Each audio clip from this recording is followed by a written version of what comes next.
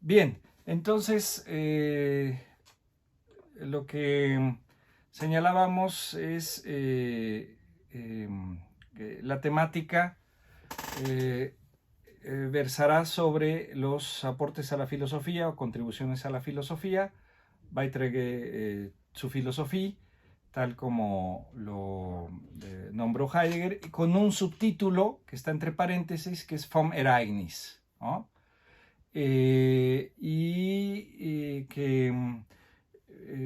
sabemos que la cuestión de la traducción no es secundaria. Quizás hacemos una primera reflexión en torno a ello, ¿no? Beiträge zur Philosophie, aportes o contribuciones a la filosofía, Vom Ereignis. Precisamente el texto inicia con la tematización de eso que está indicando Heidegger ahí, que es precisamente lo que le llama el título público y el título esencial, ¿no? El primer apartado del texto es esa diferencia. El título público, aportes o contribuciones a la filosofía, y el título esencial, Vom Ereignis, que la señora Picotti lo tradujo acerca del evento, mientras que Breno Neto lo traduce como del acontecimiento, ¿no? Y que yo señalaba, quizás esta segunda traducción es pertinente, comenzando por lo que pudiésemos llamarle cierta ambigüedad, ¿no? O sea, una cuestión de la que Heidegger va a partir y que no es secundaria es, como había anticipado, el hecho de que el lenguaje eh, eh,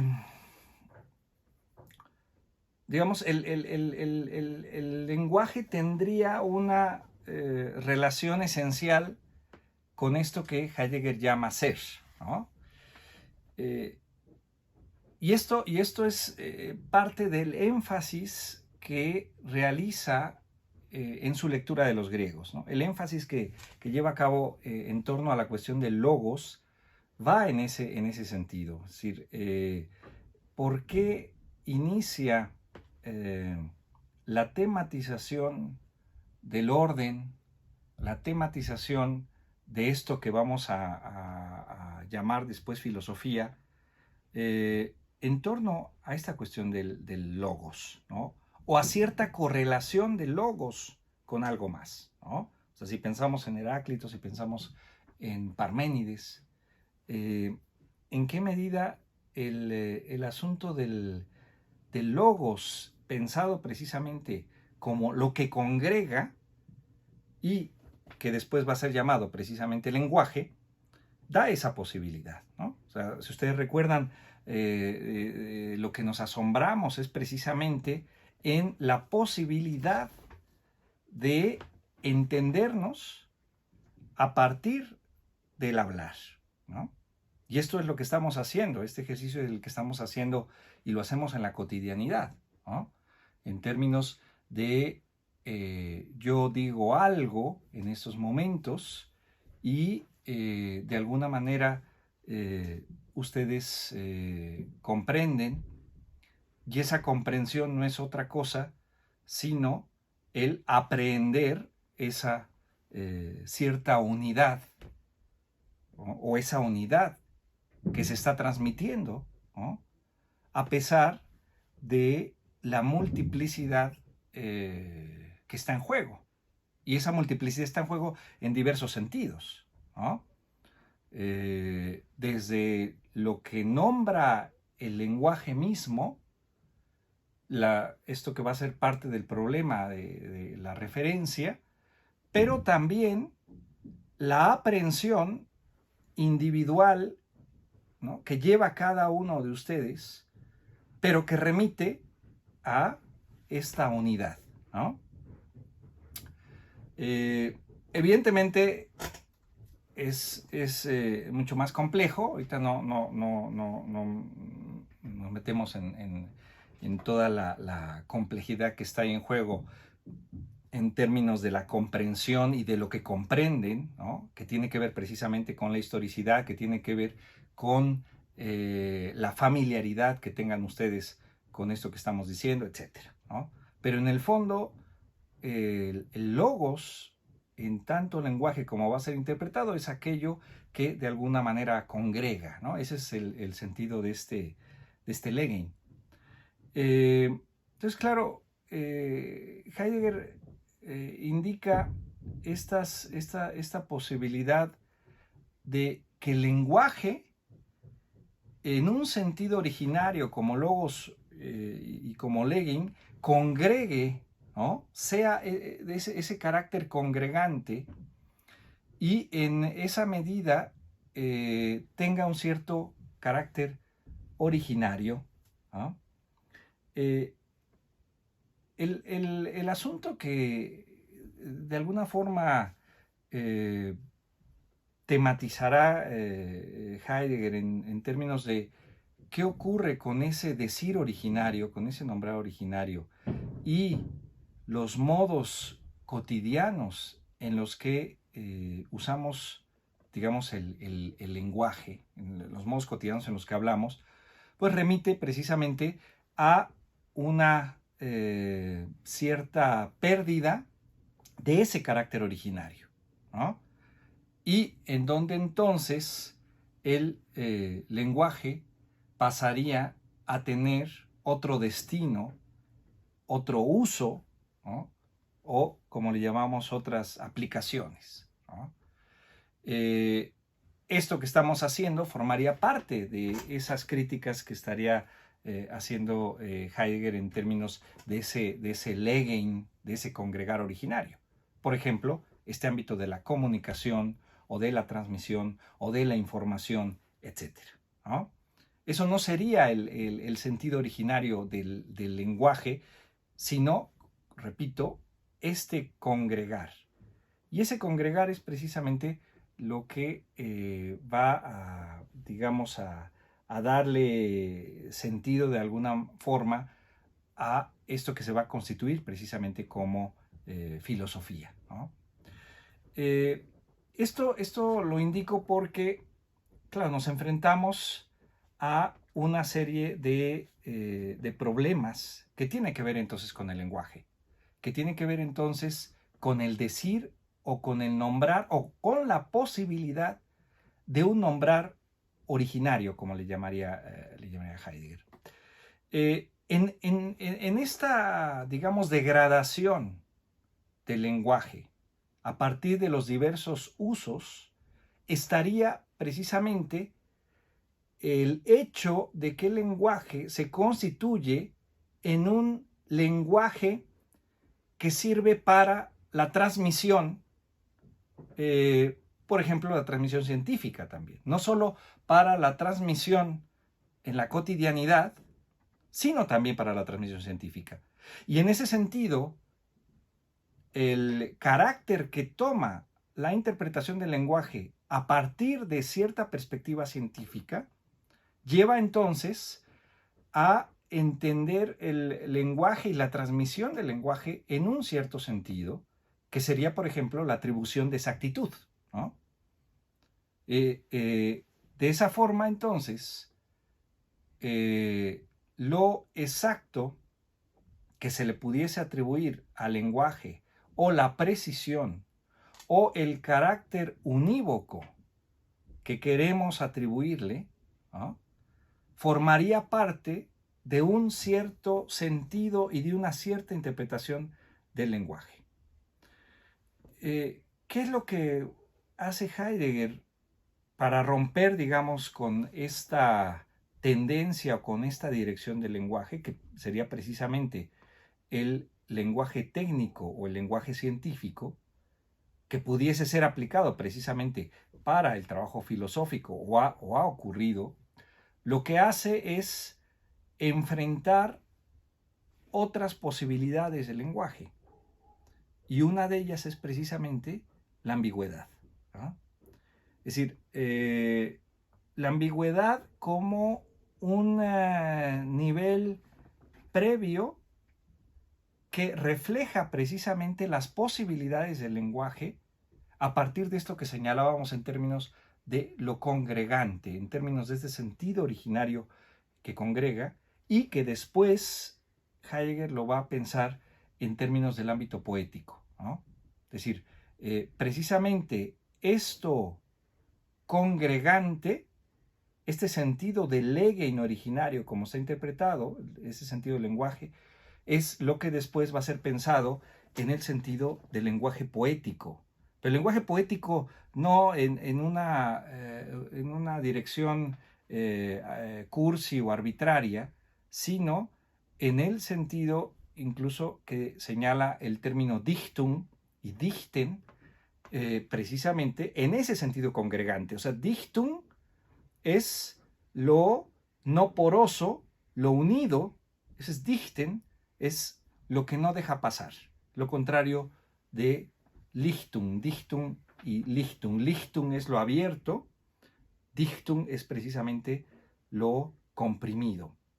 Y es precisamente esta remisión al sentido originario de Legen como aquello que congrega. Entonces, cuando Heidegger habla del lenguaje poético, no es una cuestión de estar pensando en poemas románticos ni cosas por el estilo, ¿no? O sea, no es eso a lo que está refiriendo cuando habla del lenguaje poético, sino el lenguaje poético en términos de aquello que pudiese romper una idea de lenguaje de carácter unívoco heredado de la modernidad en términos de esa pretensión de exactitud que se busca a partir del despliegue científico, ¿no? Y un ámbito previo, digamos, a esa posibilidad de desplegar el carácter poético del lenguaje es precisamente la posibilidad de la ambigüedad, ¿no?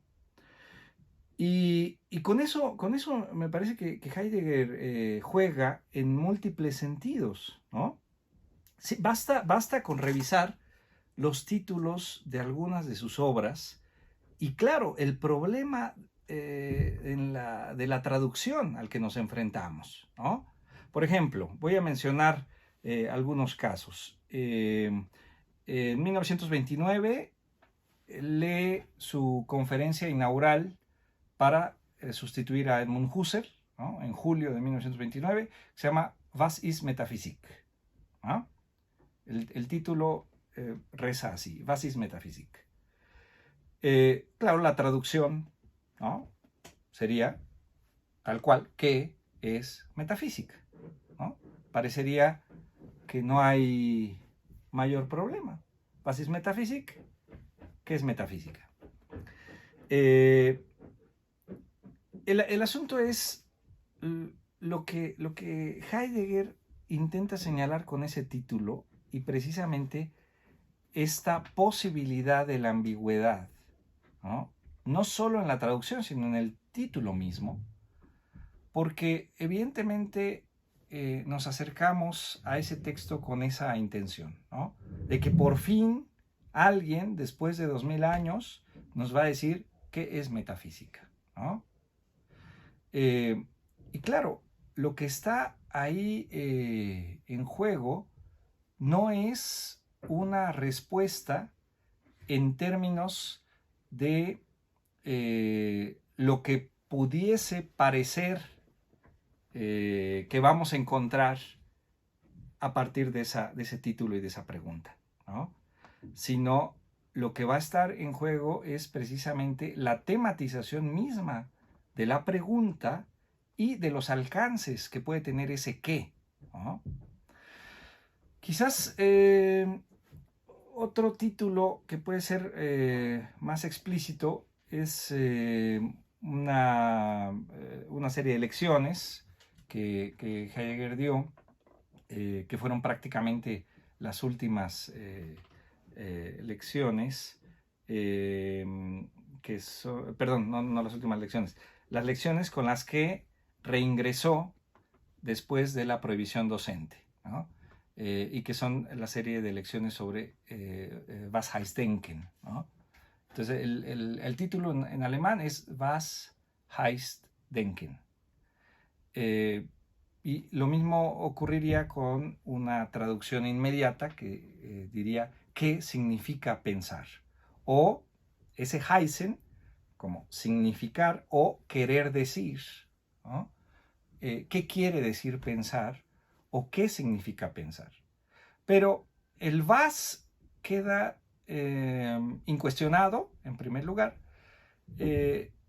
pero yo creo que aquí es mucho más claro que en el otro ejemplo, porque si ustedes revisan el texto, claro, entran con esa expectativa, ¿no? Yo creo que a veces los títulos eso promueven, ¿no? Una cierta expectativa que nos hacemos y que pensamos entonces, por fin alguien nos va a decir qué significa pensar, qué quiere decir pensar, ¿no? Pero lo que encontramos en el texto es que no hay tal cuestión, ¿no? En ningún momento Heidegger dice el significado que estamos esperando de pensar o de pensamiento, etc. Y lo que comienza a repetir una y otra vez en esa lección, que también de ahí sale una conferencia, es lo que debe ser pensado, ¿no? Aquello que debe ser pensado. Y aquello que debe ser pensado es lo no pensado o lo que está por pensar o lo que no ha sido pensado. Lo que debe ser pensado es precisamente lo por pensarse.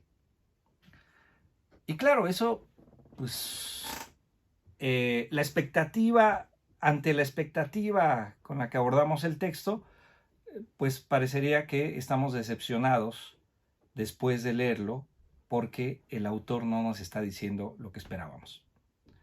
Y claro, esa sería una lectura que en donde interpretamos el lenguaje de forma unívoca en términos de que alguien nos dé una respuesta sobre qué es metafísica y qué significa pensar, ¿no?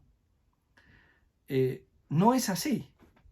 No es así, y lo que está en juego es precisamente la propia pregunta. Es decir, el título ya se vuelve problemático en la medida en que lo que Heidegger en el segundo caso de Was heißt denken juega precisamente con las posibilidades mismas del nombrar, ¿no? Y el heißen tiene un sentido de significar y de querer decir, pero también puede tener un sentido de obligatoriedad, ¿no? Das heißt das und das und das zu machen, ¿no? Y eso entonces remite a lo que está pensando Heidegger al poner ese título.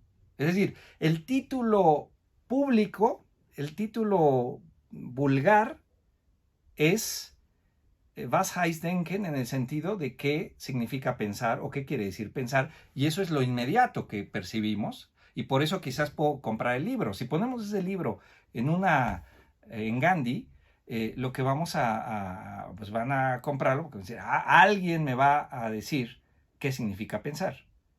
Pero desde una lectura no vulgar, en el sentido precisamente del vulgo, en un sentido no público, que es precisamente lo que hacemos en filosofía, evidentemente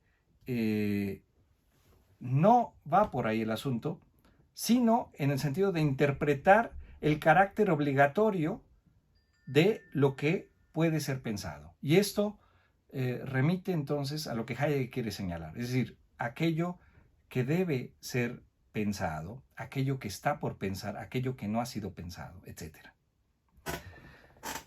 Y esto entonces remite a las ambigüedades que están en juego en el decir y que están señaladas de forma explícita, ¿no? Es decir, Heidegger hace esto con esa intención, ¿no? Y quizás por eso se vuelve complicado. Por eso algunos autores como Riffard y otros colocan la lectura de Heidegger, o la escritura más bien de Heidegger, como una escritura complicada y difícil. Lo difícil yace precisamente en tratar de señalar que la filosofía no consiste en un contenido que pudiese ser transmitido de cualquier forma, sino que el modo de expresar ya indica también la idea de filosofía que está en juego, ¿no? Y eso me parece que lo lleva a cabo Heidegger en su modo de escribir, ¿no? No es una cuestión indiferente. Y esto es lo que decíamos en otra ocasión, remite a la cuestión del estilo. Es decir, el estilo no sería un asunto indiferente respecto de la filosofía misma, porque no se trata solamente de decir cualquier cosa. Es decir, si decimos cualquier cosa, ¿no? Pues claro, estamos hablando de filosofía, pero vamos a decirlo en términos que nos aproximemos a Kant, no estamos filosofando, ¿no? Es decir, no se trata de simplemente contar historias, ¿no? Sino precisamente de copensar. Y eso significa entonces también internarnos en lo que se dice en términos filosóficos, pero que vaya más allá de una mera narración, ¿no? Y claro, eso me parece que ese es el intento que está haciendo Heidegger y es el intento filosófico en sentido estricto. Yo creo que, bueno, hoy se cumplen 250 años del nacimiento de Hegel, ¿no? Y es otro ejemplo también de esta situación. Es decir, en qué medida en el caso de Hegel y en el caso de Heidegger es clarísimo la intervención del lenguaje y las posibilidades del lenguaje y las delimitaciones que están en juego en el filosofar mismo. Cuando Hegel habla de concepto, no es de cualquier concepto, ¿no? Y lo mismo que hace Heidegger aquí. Es decir, si hablamos de fenómeno o hablamos de tiempo o hablamos de ser, no es de cualquier cosa de la que estamos hablando, ¿no? Entonces, eso me parece que es fundamental.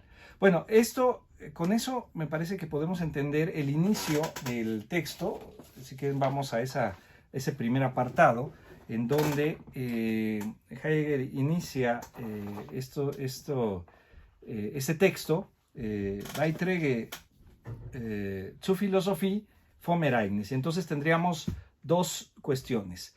El título público, Beiträge zur Philosophie, que sería entonces aportes, contribuciones a la filosofía, y que en el fondo no dice nada, ¿no? Es decir, es lo más general que podemos encontrar en un título. Pero el título o el subtítulo que él coloca como encabezado esencial, vom Ereignis, eso sería lo determinante. Más adelante hay un apartado en donde habla precisamente de los muchos y de los pocos, ¿no? Es decir, ¿en qué medida los muchos entenderían este libro como aportes a la filosofía, como una contribución, como algo que está haciendo alguien en torno a la filosofía, y los pocos entenderían esta cuestión de vom Ereignis? Esto que está interpretando Heidegger de este texto, me parece que igual lo podemos señalar de cualquier obra filosófica. Sería como una especie de prueba precisamente del carácter filosófico de una obra, ¿no? O sea, si soporta, digamos, esta posibilidad. Es decir, si se queda nada más en el nivel público, yo creo que entonces su determinación filosófica quedaría limitada o estaría limitada, ¿no? Si pensamos, por ejemplo, en los textos de propio Nietzsche, ¿no? O sea, Zaratustra. Es decir, si se entiende solamente como un título público, ¿no? Pues esa es la aproximación que se tiene cuando se lee y decíamos, se piensa, qué bonito escribe Nietzsche, y esas figuras y sus animalitos, y lo que narra, y los cuentos que escribe ahí, ¿no? Ese sería el nivel de quedarse a nivel público. Pero una lectura, digamos, filosófica, ya se distancia precisamente de ese nivel general y público que nada más interpreta en esos términos de qué bonito y puros cuentos, ¿no? Sino realmente la crítica que está haciendo Nietzsche a la filosofía occidental y lo que está señalando precisamente todos esos elementos, ¿no? Pero bueno, regresando al texto, que leemos ese primer apartado. Dice: el título público, contribuciones a la filosofía, y el encabezado esencial del acontecimiento. El título público tiene que sonar ahora necesariamente pálido y ordinario y hueco, y despertar la impresión de que se trata de contribuciones científicas al progreso de la filosofía. La filosofía no puede ser anunciada públicamente de otra forma, puesto que todos los títulos esenciales se han vuelto imposibles por el desgaste de todas las palabras fundamentales y la destrucción de la genuina relación con la palabra, que es un poco lo que acabo de señalar. ¿Sí? ¿En qué medida las palabras fundamentales han caído en el desgaste y ya no dicen nada, ¿no? Ya han pasado precisamente a ser parte de la tradición, y acuérdense lo que significa tradición, viene de tradere, de pasar de uno a otro, y en ese pasar, si pensamos en las monedas, se va desgastando y se va borrando hasta llegar a decir o cualquier cosa u otra cosa radicalmente diferente, ¿no? Si pensamos en el término existencia, por ejemplo, es clarísimo, ¿no? El sentido de existencia tiene el sentido de un salir, ¿no? De un brotar, y no tanto de esta interpretación posterior que va a quedar como el estar ahí simplemente, ¿no? O sea, inicialmente era lo que no estaba. Es precisamente lo que sale, ¿no? Y hay un ex que está ahí en juego, en existentia, y es precisamente ese brotar y ese salir de sí, ¿no? Eso, el sentido a esto que Heidegger está señalando con el desgaste de las palabras fundamentales, ¿no?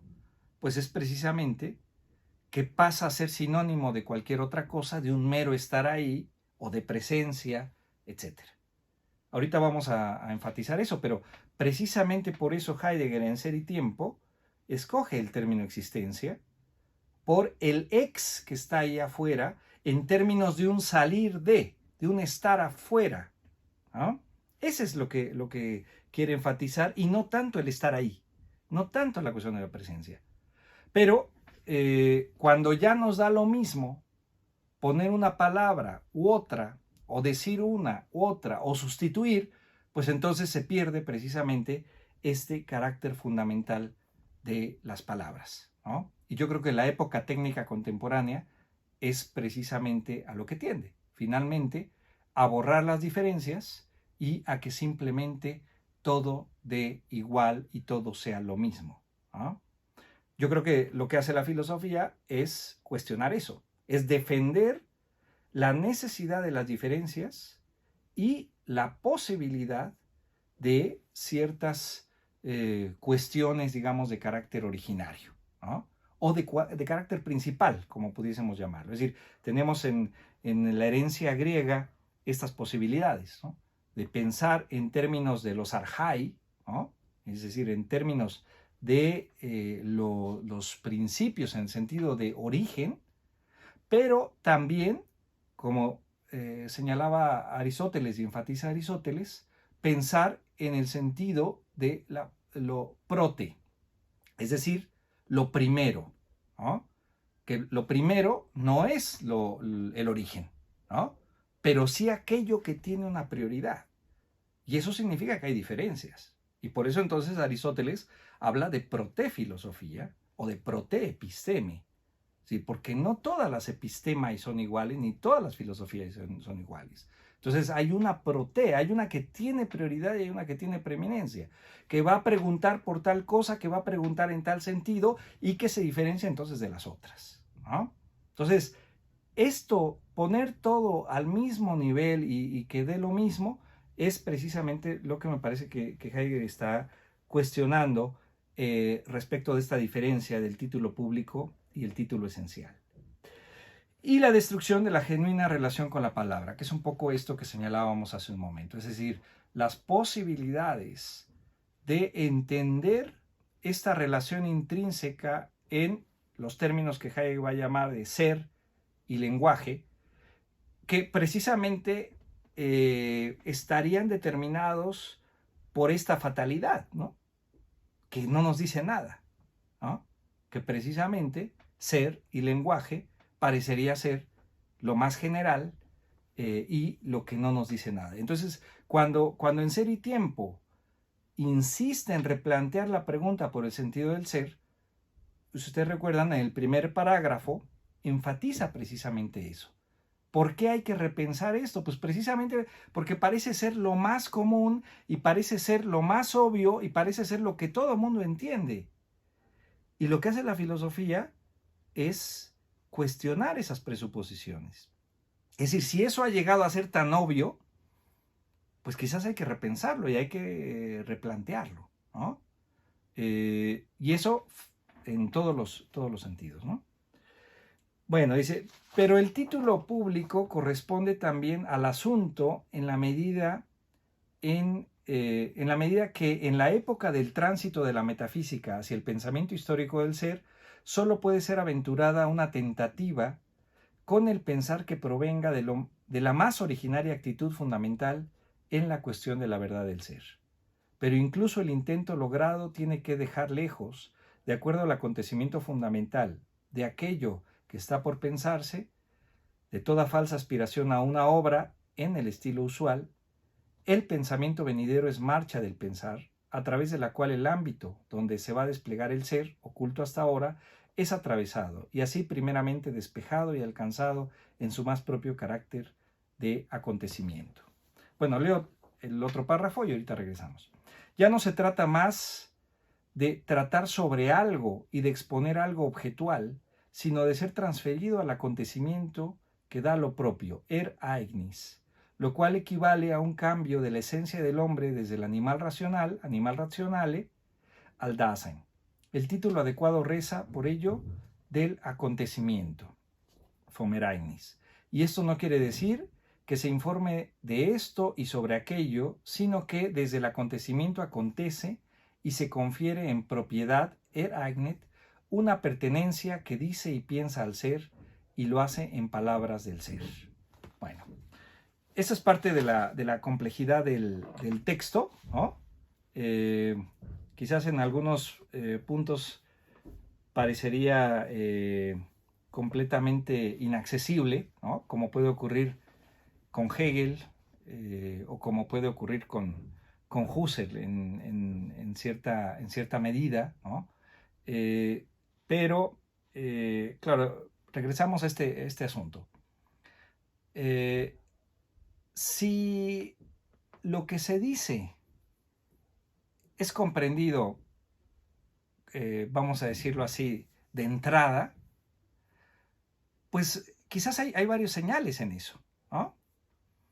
Es decir, que formaría parte de lo cotidiano y formaría parte de lo general y parecería entonces una descripción de una tematización que no hace falta enfatizar, ¿no? Lo que hace la filosofía, como decíamos hace un momento, es más bien detectar aquello que, aunque forme parte de la vida misma del estar en el mundo, no es algo que sea observado de entrada y que tiene que ser tematizado de forma expresa, ¿no? Y esto lo vemos de entrada con esto que señalábamos en torno al lenguaje, ¿no? Es decir, si el lenguaje ha pasado a ser algo de carácter vulgar en términos de los usos que se le han atribuido o para lo que funciona, digamos, evidentemente este sentido originario queda desplazado o, en términos heideggerianos, queda en el olvido, ¿no? Así como ocurre este olvido del ser, ocurriría entonces este olvido del lenguaje, ¿no? Y el énfasis en retornar al modo de hablar y al modo de señalar filosóficamente es o forma parte de este ejercicio, ¿no? Y por eso entonces pudiese ser complicada la filosofía, ¿no? Y por eso entonces de inmediato ocurre esa reacción de que son asuntos complicados, de que la filosofía es complicada, porque en el fondo es una llamada de atención sobre eso obvio que ha pasado a ser olvidado. Precisamente en esa obviedad ha caído en el olvido. Y una forma en la que se enfatiza eso, como señalábamos hace un momento, es retornando precisamente a un carácter originario del lenguaje en sus múltiples posibilidades, ¿no? Y eso entonces también lleva o se expresa en las propias traducciones. Es una traducción que quiera hacer accesible todo digamos, la transmisión que se hace desde el lenguaje original o desde el lenguaje o el idioma, en este caso el idioma base, me parece que sería problemático. Yo creo que una buena traducción intenta transmitir también el nivel de familiaridad que se está expresando en el idioma base, ¿sí? Es decir, si hay cosas difíciles en el idioma base, también tienen que transmitirse en la traducción.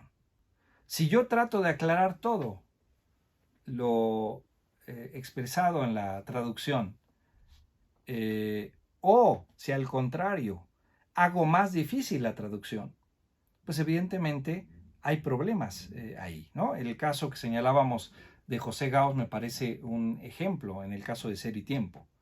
Si a mí me parece todo extraño en lo que se está diciendo en alemán y así lo transmito en español, y como todo se me hace raro, le pongo comillas a todo lo que voy poniendo, ¿no? Todo lo que voy traduciendo, pues evidentemente hay una serie de problemas en la lectura, porque las comillas lo que me están indicando es estoy destacando algo en la lectura.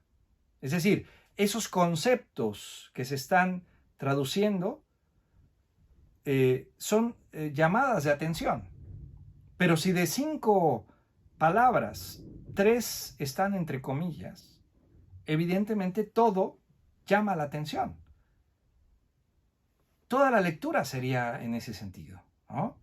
Cosa que no ocurre en el original, ¿no? O sea, esto lo señalo por lo que está haciendo Heidegger, es decir, lo que está haciendo Heidegger en alemán, ¿no? O sea, este texto es, vamos a decir así, es difícil o es complicado, no por la traducción, sino en alemán también, ¿no? A diferencia de Ser y Tiempo, ¿sí?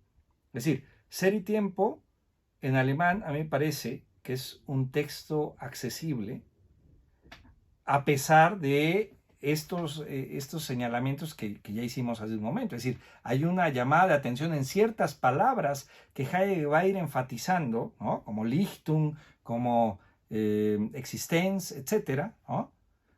Dasein mismo, ¿no? Son términos que van a ser acuñados y van a ser enfatizados a lo largo del texto, pero que forman parte de una redacción digamos, fluida en ese sentido. Y la diferencia con los aportes a la filosofía, con Beiträge zur Philosophie, es que este texto sí en el original es complejo, pero estamos encontrando aquí la justificación de alguna manera, ¿no? Es decir, no se trata de un texto de carácter público que todo el mundo lea con gusto, ¿no? Y que entienda para empezar en la primera lectura. A mí me sorprendió cuando salió la traducción y se agotó. Yo decía, pues yo no sé si la gente sabe lo que está comprando, ¿no? O sea, es un texto, ¿cómo se va a agotar un libro como estos? Que digamos es de difícil comprensión. Pero a lo que vamos es a esto que Heidegger quiere enfatizar. Es decir, que se trata entonces de, ya regresando a este encabezado esencial, de un texto en donde intenta hacer esta correlación entre ser y pensar, ¿no? Y en donde entonces del Ereignis no es sobre el Ereignis, ¿no? O sea, por eso cuando el subtítulo que pone Oneto es del acontecimiento, ¿no? Me parece correcto. O sea, la traducción de Picotti pone acerca del evento. Me parece completamente equivocado. Porque ese acerca está traduciendo el FOM, quitándole la ambigüedad que señalábamos y que Heidegger está dando, y aquí lo está explicando, ¿no? No es una cuestión de acierto simplemente del traductor, sino que Heidegger aquí lo dice. Es decir, FOM Ereignis es un título ambiguo porque está indicando que vamos efectivamente a tematizar el Ereignis, ¿no? Se trata del Ereignis, pero desde el Ereignis mismo, ¿no? Desde el acontecer mismo. Entonces es sobre el acontecer, desde el acontecer. Eso es lo que quiere mostrar esa ambigüedad, digamos, que pudiésemos tratar de aclarar quizás en otros títulos también de la propia filosofía, ¿no? Entonces, si hablamos, por ejemplo, Kritik der reinen Vernunft, ¿no? Crítica de la razón pura. Es decir, se trata ahí de una cuestión subjetiva o una cuestión objetiva, ¿no? Es decir, ¿es una crítica a la razón pura o es una crítica de la propia razón? ¿Sí? Ahí parecería que si en una lectura más cercana a Kant, evidentemente, diríamos que la razón de alguna forma es el objetivo de la tematización, pero evidentemente también las condiciones de posibilidad para eso se hallan en el desglose de la propia razón, ¿no? Aquí en el caso de FOM Ereignis quizás pudiésemos pensarlo también en ese sentido.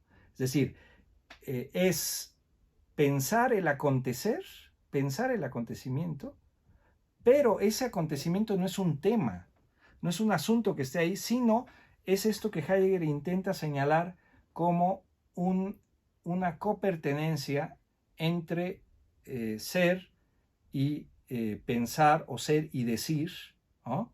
Y por lo tanto, esta necesidad de expresarse de esta forma. Es decir, la cuestión del estilo, regresamos a eso, no es un asunto secundario, sino indica aquello que quiere ser tematizado y las posibilidades de ser tematizado de esa forma.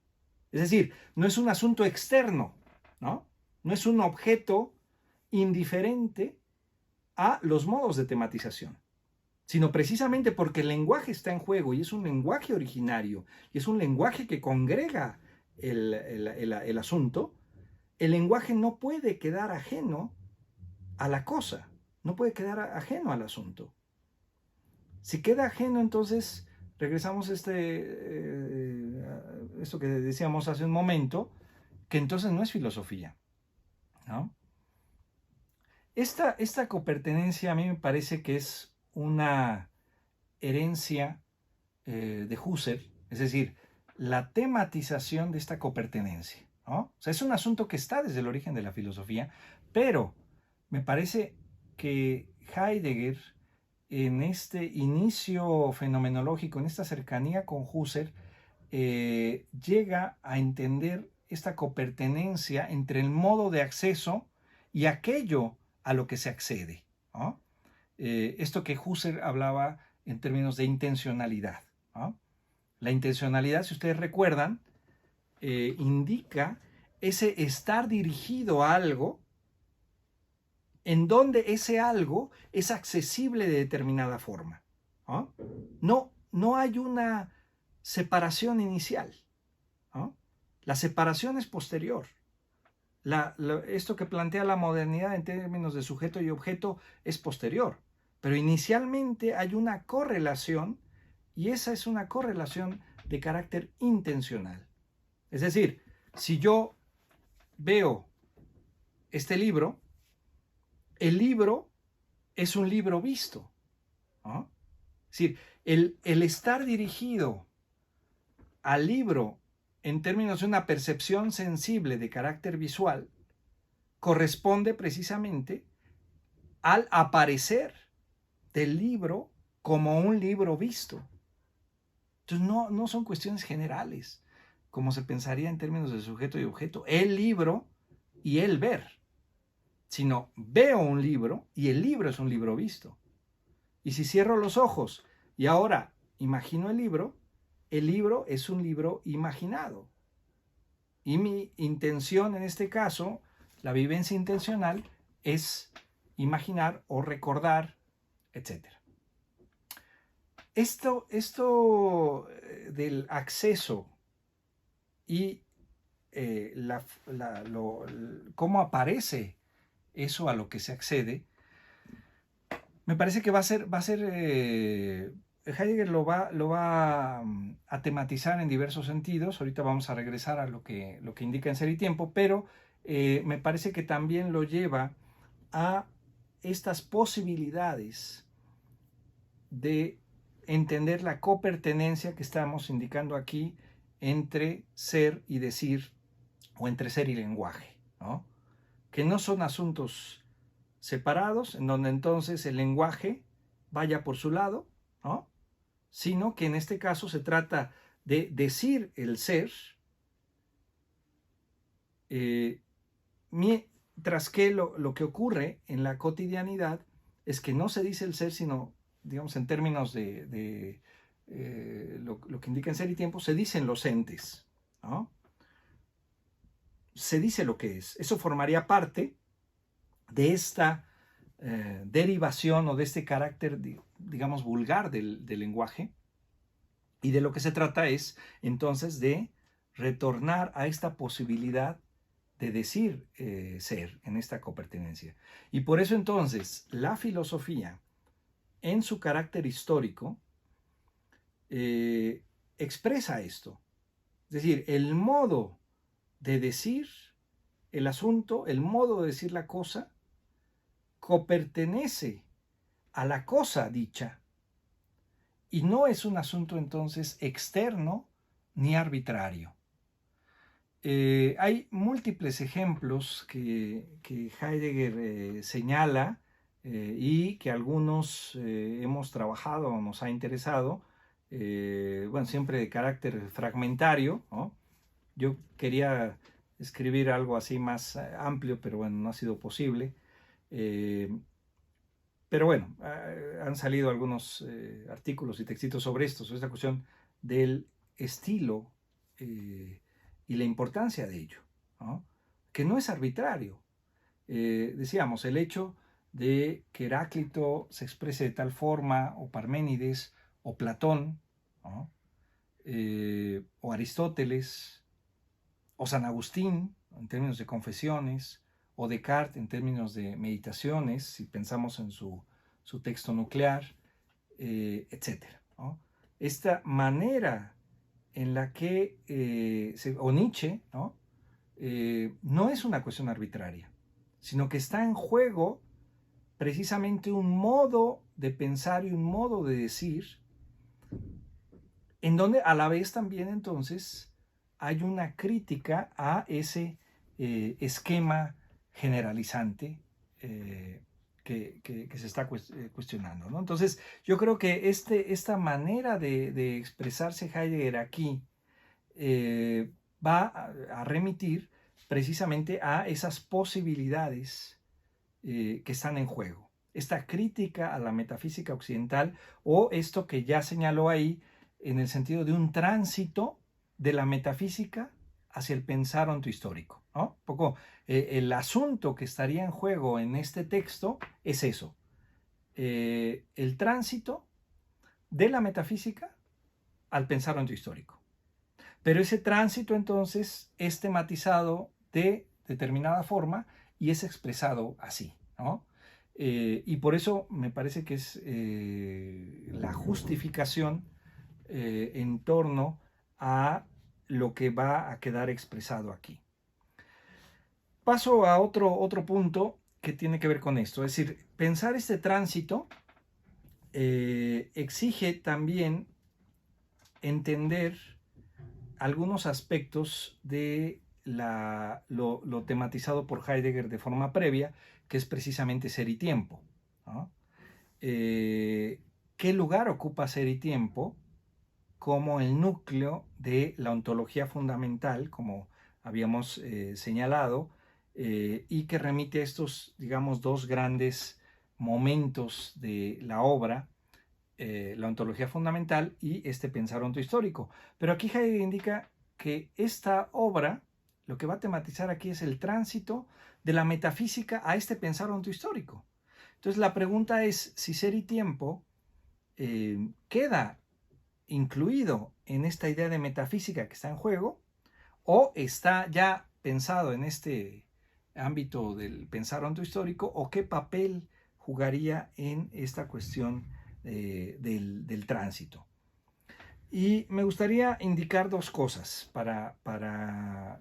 en torno a esto, y quizás con eso cerraríamos un poco la exposición. Dos cuestiones en torno a estos antecedentes de ser y tiempo. La cuestión del tiempo y la cuestión del fundamento, ¿no? Me parece que esos dos asuntos indican el sentido. Más adelante, en un apartado, más adelante en el 34, nada más voy a leer un renglón. Heidegger dice que el tiempo es en ser y tiempo la indicación y la resonancia de aquello que acaece como verdad del licenciarse del ser, ¿no? Evidentemente parece incomprensible, pero la cuestión es en qué medida lo que está indicado en el tiempo como ser y tiempo va a, digamos, a formar parte de esto que va a tematizar aquí como verdad del ser, ¿no? Y son varias cosas que hay que enfatizar, que hay que señalar. Primero, cuestiones generales que ya todo el mundo sabe, ¿no? El título Ser y Tiempo remite a la posibilidad de pensar al ser desde el tiempo, o pensar al ser precisamente a partir del horizonte temporal. Es decir, el tiempo pensado como ese horizonte o como ese ámbito de comprensión del ser. En el fondo, cuando Heidegger habla de sentido, lo que indica es precisamente que ese sentido se entiende en un carácter o en un ámbito temporal. O sea, digamos, lo que Heidegger hace en ese libro, ¿no? Es, aunque no lo señale ahí explícitamente, pero sí después lo va a hacer, es retornar a una de las posibilidades que encontramos en el origen mismo de la filosofía, en el ámbito presocrático, en una dimensión previa a un carácter escindido.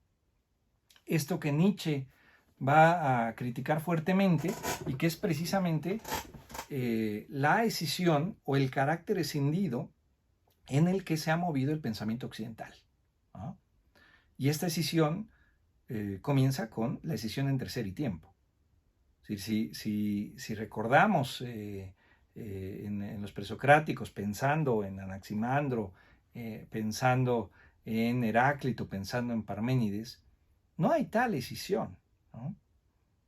¿Qué es lo que ocurre ahí? Que lo que se está pensando en un sentido de physis, ¿no? Que es precisamente lo que Platón va a traducir como idea, ¿no? El ámbito del eidos, esa physis tiene el carácter de un aparecer que brota, ¿no? O de un aparecer que surge desde un brotar y que se mantiene abierto, pero que a la vez desaparece. Esto es el movimiento, ¿no? Recuerden que la physis es pensada precisamente a partir del movimiento y no a partir de una situación estática. Ya el sustantivo y el origen verbal que tiene physis remite a un brotar, remite a un movimiento. No es una cuestión, como diría Platón, de un eidos en el sentido de un aspecto de carácter eterno o de carácter atemporal, sino la physis es pensado a partir del movimiento de ese brotar. Y eso es lo que aparece. Entonces, si physis es el primer sentido de lo que después se va a interpretar como ser, bueno, ya en su propio inicio es de carácter temporal. No es de carácter atemporal, pero como bien enfatizó Nietzsche y como Heidegger va a retomar, lo que hace la tradición metafísica occidental es tomar lo que dice Platón, ¿no? Que al traducir o al interpretar esa physis como eidos, queda entonces asignado el ser a una dimensión atemporal. Y por lo tanto entonces nos movemos en una dicotomía y en un pensamiento escindido que marcó todo Occidente. ¿Qué es lo que hace Heidegger? Cuestionar esa escisión en ser y tiempo y pensar entonces el ser a partir de un horizonte temporal, ¿no? Es decir, el sentido, pero en un carácter temporal. Y ya sabemos, no nos vamos a meter en detalles, pero ya sabemos que lo que está pensando como tiempo no es la sucesión de horas, esa sería la dimensión vulgar, esa sería la dimensión exotérica del tiempo, sino esta posibilidad que él le llama temporalidad extática, en donde estaría el origen mismo de esa unidad entre ser y tiempo. Y esa unidad entre ser y tiempo no es otra cosa sino entender el ser, lo que es, a partir de ese horizonte temporal, que sería el sentido. Pero el ser, precisamente al darse o al comprenderse en una dimensión temporal, en un ámbito temporal, tiene también carácter temporal, ¿no? Y esa es una separación que hace Heidegger terminológicamente con dos palabras, zeitlich, en el sentido de lo que le corresponde a, digamos, a este horizonte o a este ámbito, ¿no?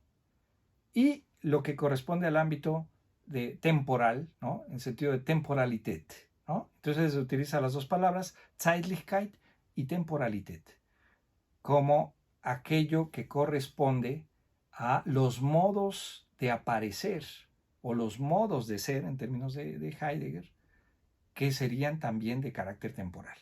Pero sabemos, eso es lo que correspondería a la tercera sección de Ser y Tiempo, que no fue publicada, sino desplegada en diversas lecciones, ¿no? Pero, digamos, hasta ese punto llega Ser y Tiempo en confrontar la idea de Zeitlichkeit y Temporalität, ¿no? Eso queda abierto, ¿no? Eso queda como una problemática, ¿no? de copensar el horizonte temporal y el carácter temporal de los modos de ser. Eso es lo que queda ahí abierto.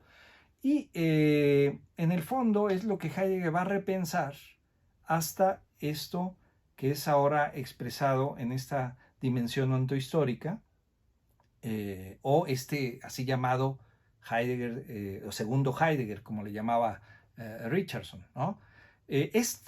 Coinciden aquí dos cosas. Una, que Heidegger intentó escribir esa parte que faltaba de Ser y Tiempo para tratar de tematizar de otra forma esta relación entre la Zeitlichkeit y la Temporalität, para tener una idea general o completa de tiempo, por lo menos hasta 1932. ¿Ah? 1932, en varias cartas a Blochmann y en diversos epistolarios, señala que ya no está escribiendo o ya no va a escribir la segunda mitad de Ser y Tiempo, ¿no? Que concretamente era esta tercera parte. Y coincide con otro punto que señala en un apéndice al volumen 66 de la Gesamtausgabe, a Beziehung, en donde Heidegger escribió una especie de testamento filosófico y señala que los primeros apuntes, las primeras anotaciones en torno a los aportes a la filosofía remiten a 1932, ¿no?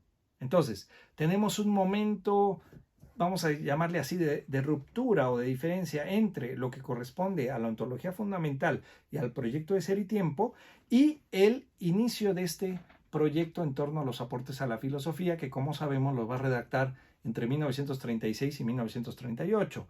Aunque, repito, hay señalamientos en donde él indica que a partir de 1932 comienza con estos trabajos. Entonces, esto da pie para pensar que aquello que había quedado pendiente en la tematización en torno a la cuestión del tiempo, ahora pasa a ser precisamente esta tematización en el sentido de la verdad del ser. Entonces Heidegger va a comenzar a hablar de verdad del ser y ya no de sentido del ser, ¿no? Que es un poco respondiendo a la pregunta final de la sesión anterior. Es decir, hay una transición, forma parte de esta transición, lo pensado alrededor del sentido del ser en su dimensión temporal, y ahora lo que Heidegger va a pensar como verdad de ser, que es lo que va a estar en juego a lo largo de los aportes. Esto es una primera indicación de un sentido de tránsito entre un momento y el otro, ¿no? Que decíamos, una de las cuestiones importantes es entender la obra de un filósofo de cara a la totalidad de su producción, de cara a la totalidad de su camino filosófico, ¿no? Yo creo que eso es importante, y ver en su justa medida la obra previa, ¿no? Es decir, sin atribuirle de más o de menos, ¿no? Había por ahí una observación que me hicieron en uno de los videos, porque hay un video en donde remito al joven Heidegger y lo que hago es cuestionar la autointerpretación de Heidegger, ¿no? Cuando Heidegger en varios momentos, con Richardson, en su texto de Mi camino en la fenomenología, como en 3 lugares, en el prólogo a la obra, al primer volumen, a los Frühschriften, dice que en el fondo la tesis de habilitación ya contenía aquello que va a desplegar después, ¿no? Si ustedes recuerdan, la tesis de habilitación es el problema de las categorías y el significado en Duns Scoto. Y entonces la autointerpretación que hace Heidegger es que en el problema de las categorías ya estaba el problema del ser, y que en el problema del significado ya estaba el problema del lenguaje, ¿no? Y entonces, pues, es una simplificación grosera, ¿no? Decir, bueno, ya desde 1900 16, cuando publica su tesis de habilitación, que ya estaba. Y entonces hay un comentario que me hacen en donde me dicen que si acaso Heidegger era un mentiroso, ¿no? O sea, yo no lo pensaría así. O sea, lo que estoy señalando es, y eso lo hacen todos los autores o muchos autores, ¿no? Hacen su propia interpretación, ¿no? Decir, pues claro, ya tienes el camino recorrido, ¿no? Ya llegaste, y entonces ahora dices, no, pues desde ahí interpreto cada paso. Y eso a mí me parece que es cuestionable, ¿no? Y yo creo que desde una lectura ajena y teniendo a la vista el panorama, ya puedes llevar a cabo una serie de interpretaciones en donde yo no diría que Heidegger es mentiroso, ¿no? O sea, simplemente corresponde a los autores llevar a cabo esas interpretaciones, vamos a decir así, limitadas en ese sentido, porque, claro, lo están haciendo desde una posición a la que han llegado y a partir de ahí incorporan todos esos elementos del camino. Pero desde una versión ajena podemos ver que no es así. Que Heidegger, cuando piensa en categorías, no es esta idea de ser que va a tematizar en Ser y Tiempo, evidentemente, ¿no? En medio de todo eso está todo el trabajo que hizo de Aristóteles y está la crítica que hace ya a ciertas interpretaciones sistemáticas de Aristóteles, como hemos señalado, el seguimiento inicial que hace a partir del el énfasis que hace Brentano en su lectura de Aristóteles, pero que después va a pasar a la tematización del ser, no en el sentido categorial, sino en el sentido de verdad. Y eso es el énfasis que lleva a cabo en sus lecciones en Marburgo, ¿no? Por lo menos de 1923 a 1928. Y ahí interviene Kant. Y por eso entonces habla de una dimensión de carácter trascendental. Pero evidentemente no es una cuestión monolítica y definitiva la tematización en torno al ser y en torno al lenguaje, como lo está interpretando, ¿no? Entonces, yo creo que desde nuestra perspectiva sí tenemos esta posibilidad de acceder de otra manera, y yo no diría que es una cuestión de mentira la autointerpretación, pero sí cuestionable, ¿no? Bueno, el otro punto que quería yo enfatizar es la cuestión del fundamento. Es decir, lo que quiero señalar es que hay un paso entre un momento y el otro que forma parte de una complejidad, evidentemente, pero también de elementos que fueron tematizados inicialmente y que no son descartados, ¿no? O sea, esto que estoy señalando en torno a la cuestión del tiempo y que es pensado después como la cuestión de la verdad del ser. Y el otro punto, que también lo señalé en algún artículo y en el librito de Fundamento y Abismo, es el asunto de una diferencia que hace Heidegger y que regreso a lo que decíamos hace un momento, que es importante las diferencias, ¿no? Que no son asuntos que hay que pasar así nada más. Entonces, en Ser y Tiempo, en el parágrafo 9, de manera concreta, Heidegger señala que la esencia del Dasein consiste en la existencia, ¿no? Y esto es algo que va a repetir a lo largo de Ser y Tiempo. La esencia, entre comillas, del Dasein consiste en la existencia. Y en un texto 2 años después, que es de la esencia del fundamento, ¿no? 1929, que es un texto de homenaje a Husserl por su 70 aniversario.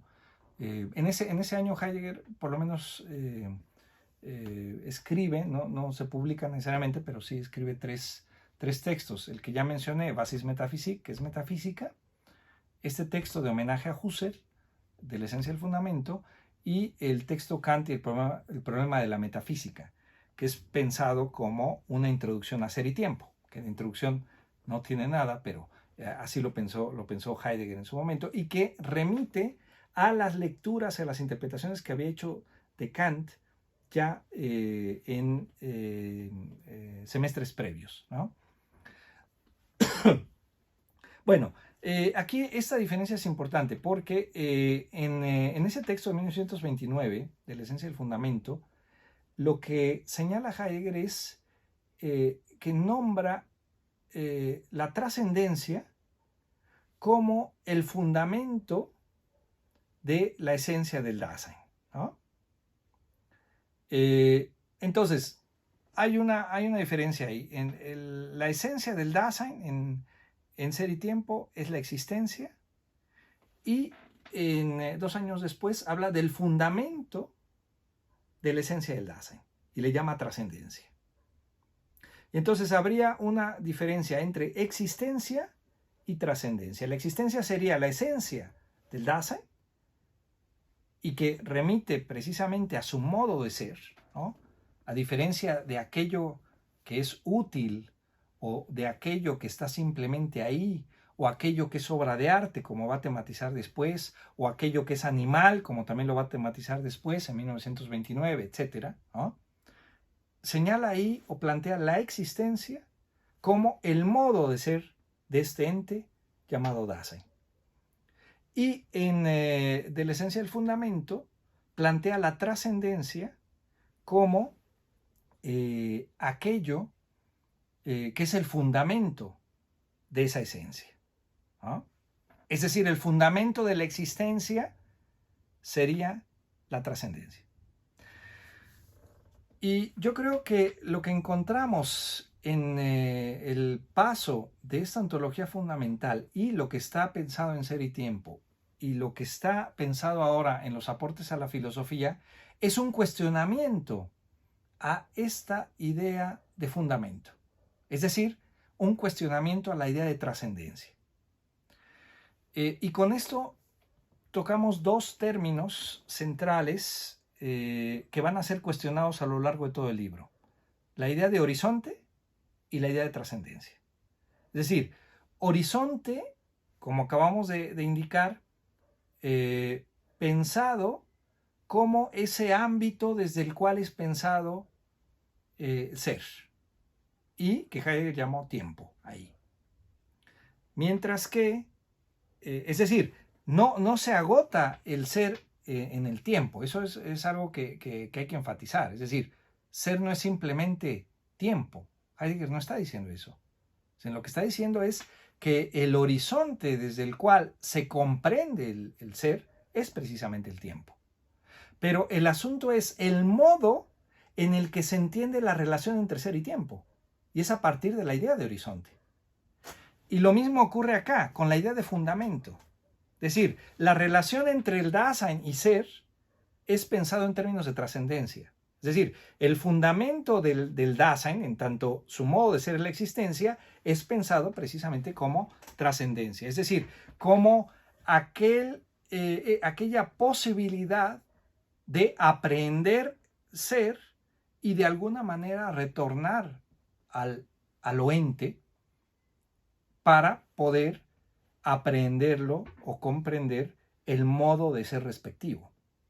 Es decir, todo el análisis que hacen Ser y Tiempo en términos de entender o aprender un ente presupone esa experiencia, digamos, de carácter trascendental, esta posibilidad de trascendencia en términos de aprender el modo de ser de este ente. Es decir, para yo tomar el libro y leer, lo que Heidegger diría es que ya acaeció ahí la diferencia ontológica en términos de un haber aprehendido ya el modo de ser de este ente que es descubierto como libro, ¿no?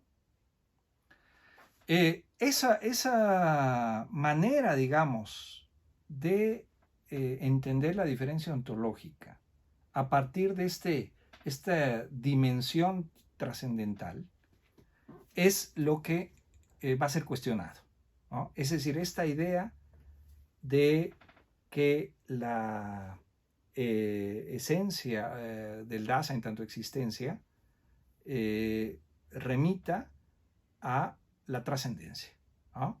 Eso va a ser cuestionado. Entonces, lo que ustedes van a encontrar a lo largo de los aportes a la filosofía es una crítica a la idea de trascendencia y a la idea de horizonte, ¿no? Pero eso no anula, repito, todo lo trabajado en torno al tiempo y en torno al Dasein mismo, ¿no? Es decir, Heidegger no está anulando lo desplegado en términos de la existencia como modo de ser del Dasein, ni tampoco el tiempo como de alguna manera el sentido del ser. Lo que pasa es que ahora va a ser pensado de otra forma, precisamente como verdad del ser. Y este cuestionamiento de la relación entre Dasein y ser, ya no en términos de trascendencia. Y esto se entiende también a partir del horizonte en el que Heidegger pensó en su momento ser y tiempo, ¿no? Que en el fondo era a partir de Kant, ¿no? En ese momento en que se llevó a cabo la redacción de Ser y Tiempo, como sabemos, estaba inmerso en las lecturas de Kant, ¿no? Entonces, yo creo que esto es importante para entender así de entrada estas posibilidades que están ahí en juego. Y por eso entonces el paso que se va a dar ya no va a ser pensar el Grund en el sentido de fundamento, sino más bien el Abgrund en el sentido de no fundamento, en tanto ya no se trata de un asunto de trascendencia. Entonces, la crítica, digamos, que me parece está en juego en los aportes respecto de Ser y Tiempo, es la crítica al modo de tematización a partir del horizonte y de la trascendencia, ¿no?